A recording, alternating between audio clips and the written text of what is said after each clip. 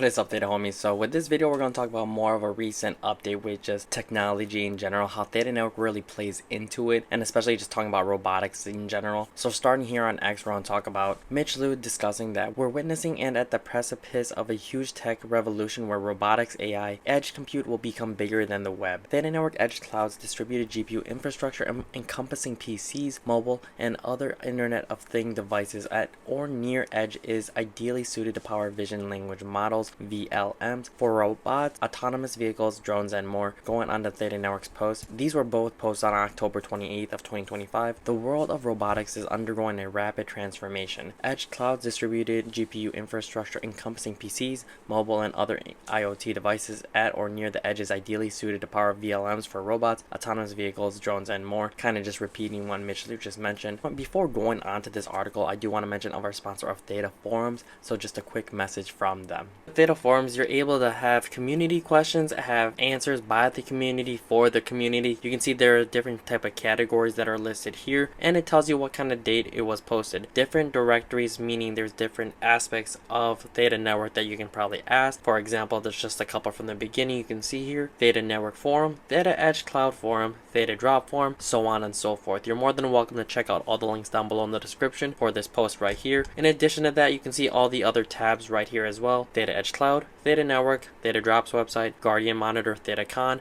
Mobile Edge Node download. So if you do want to sign up or log in, there is that page up here on the top right. If you want to add your email, so you'll be added to the list. I'm sure you'll get notifications when there's new posts or anything like that. But overall, like I said, check out that link down below for Theta Forums. Thank you, Theta Forums, for sponsoring this video. Now back onto the other video. So here we're going to talk about the recent updates with, again, technology, like I said early on, and how Theta Network really plays into it. And we will see as to maybe some of the things that you mentioned down below could possibly happen, especially with Theta Network. Just mentioning the vision language model, because this will be like the highlight for this entirety of it, or like the takeaway for it. So just a little bit of a background as well. The momentum aligns with the industry forecast that AI robotics market is expected to 10x in the next few years, growing from about 12.8 billion to 124 billion by 2030. So in the next, 2025? Yeah, in the next 5-ish years. The broader intelligent robotics sector is projected to expand from roughly 14 billion to 2025 to over 50 billion by 2030, growing at a 30% annually. So here are just the numbers, and it's kind of nice that they have the articles or just the numbers to back it up, or the resources, just so in case people want to double check these facts, they are able to. So click all these hyperlinks here if you'd like. Additionally, just to add on to the robotics market, autonomous vehicles are becoming a major part of this landscape. Waymo's fully driverless robotaxis now serve in Phoenix, San Francisco, Los Angeles, Austin, and Atlanta with more than 250,000 paid rides per week, demonstrating up on 96% fewer injury-related crashes than human drivers over tens of millions of miles. Meanwhile, Tesla has launched a limited pilot in Austin with the Model Y robotaxis using safety monitors and a flat fee of $420 fares across 173 square mile service area, signaling the company's entering the real-world robo-taxi operations. This seems pretty solid, not gonna lie, when it comes to the $4 in fare, and I'm not necessarily too sure, especially for those maybe who are in Austin who are watching these videos, if you're able to just like fact check that. We'll even do like a quick search here. Let's see if I can click any of the links. I'm assuming this may be one. And then Tesla expands Austin robo-taxi service area for third time ahead of possible public launch. So additionally, this is just the resource. Let's see if we're able to find anything. So here is, looks like the distances. So Tesla launched with a service area including South Austin. It went as far south as Bend Boulevard and US 290, west to Texas Loop, north to Cesar Chavez Street, and east to 183. 3 weeks later, expanded the area roughly to 42 square miles, including the University of Texas campus, and stretching north along the I-35 corridor. The resulting shape was unconventional. Maybe I can click on this and maybe it'll take us to the shape for the distance that they were discussing. So that is about the shape of it. It's like a cowboy hat. So we'll see as to how many other cities, any other companies who may want to apply this to their area in terms of robotaxis. If the 96% fewer injury-related crashes due to driving and robots are improving that, I feel like that is an up. But in terms of how fast, I've never been in one. I've seen them before. They do cause less crashes, and I guess technically you don't have to really pay attention to the Waymo or any of the automatic drivers. So I guess you can technically be working while you're being driven to from these areas, or at least in these cities. Comment anything down below if you've used one of these robo-taxis before. Comment and then mention the prices. Maybe the fees may be different in other areas. While I'm talking about it, maybe I'll try to search up other fees for other cities so you guys can compare as to how much it really costs, because $4.20 fares, I guess if it's a small distance it makes sense, but if it's a larger distance, who knows if it's actually going to cover that whole area. Additionally, it's kind of nice, there's more statistics about consumer robots and what other companies are mentioned in here, but some of the companies I'll highlight as well. Samsung has expanded into robotics by becoming the largest shareholder of Rainbow Robotics, acquiring 35% stake valued at $181 million to accelerate humanoid development. Here's that article for Samsung. Additionally, Google's Gemini Robotics, the rise of humanoid and embodied AI is accelerating, with Meta investing in humanoid projects as well. South Korea's K-Humanoid Alliance targeting commercialization by 2028 in about 3 years, and China already showcasing humanoids in public deployments. The Guardian. These are pretty, I would say, popular articles or resources, so for those who want to fact check it, you're more than welcome to. Industrial robots as well. Amazon's Vulcan robot in Spokane, Washington is already handling over 500,000 orders and covering 75% of warehouse items using tactile sensing and AI. So if they're going to be replacing the workers, the factory workers, I feel like it's going to be a shift and change in jobs, occupations, things like that, but I guess it's going to save so much more time, energy. The robots are going to be able to continuously work without breaks, so as long as the upkeep for their just technology is just, or software is updated constantly, then it's going to be able to work very often, and then the efficiency, the processing is just going to be continued on. Additionally, just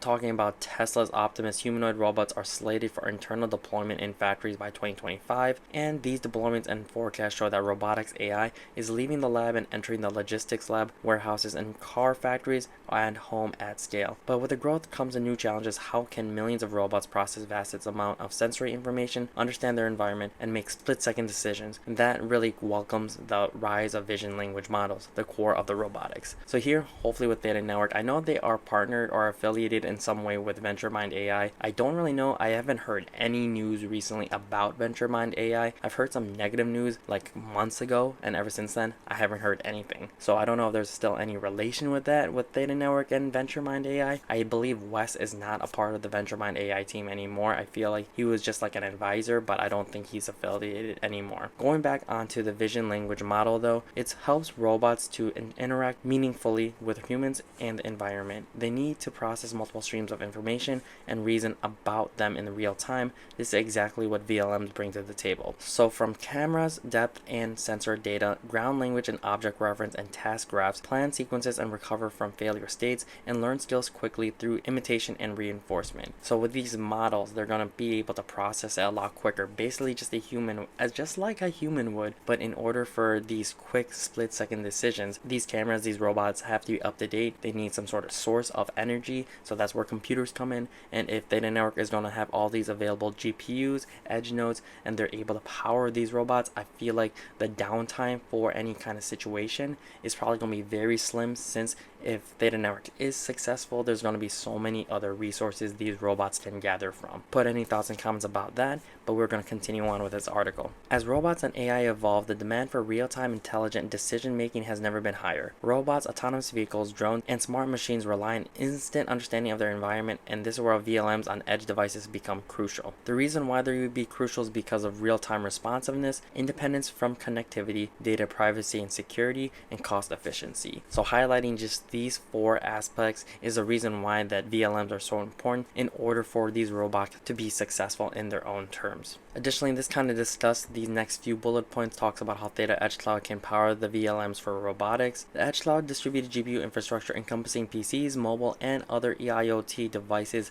Internet of Things devices, at or near the edge is ideally suited to power VLMs for robots, autonomous vehicles, drones, and more. Real-time responsiveness, connectivity, data privacy and security, cost efficiency, and I feel like this is pretty important. Massive parallelism. Edge Cloud offers massive parallelism needed for millions of robotic devices through its distributed architecture and voluntary node enrollment policy. In contrast, traditional data centers will always have limited GPU availability because they can't invest billions of dollars in new GPUs unless they already have secured that business and customer commitment. In summary, the very robots, vehicles, drones, and smart machines that are being powered by Edge Cloud could become part part of the network, in essence reinforcing itself and growing the network organically. This opens up a world of possibilities that Theta's infrastructure could become a game changer for all distributed AI systems and devices. As more robotic devices come online, more excess GPU capacity is added to edge cloud, which in turn can power more new devices. And here are the references if you want to look into that as well.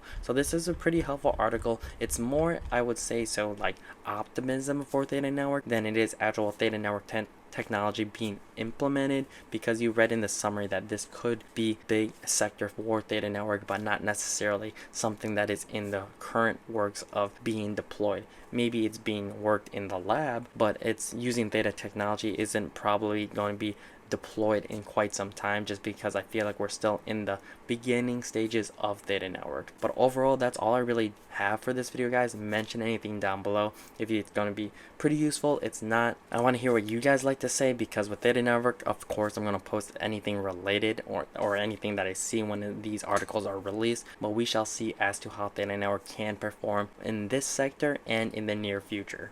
But overall, that's all I really have for today's video, guys. Thank you so much if you're an OG viewer and subscriber and coming back to the channel. Would not be here without you. If you're a new viewer, though, trying to find as much Theta news, updates, NFTs, or any kind of Theta partnerships, please hit that like and subscribe button. Check out all the links down below in the description for all the links that I posted in this video, as well as staking your Theta tokens to my Guardian node. Either way, help out my channel, help the Theta Network, but overall help yourselves out. Earn as much T-Fuel passively as possible and utilize it however you want on Theta Drop, Open Theta, any of the subchains on Theta Network, or just withdrawing it back to your wallet. Really am excited for the future of Theta Network, future partners, any collaborations, businesses, things like that. I'm still going to be optimistic. Of course, that's the reason why this channel is still growing and people are still subscribing to the channel and people are still staking. So I'm glad to say that there's still hundreds of thousands of Theta tokens on my Guardian node. I am also thankful for the sponsors that are coming onto the channel. I also would not be here without you guys, so thank you very much. Really am looking forward to the future of Theta, though. Until the next Theta video, till the next Theta update, it is your boy Justinpacete, so try to keep up. Alright, deuces.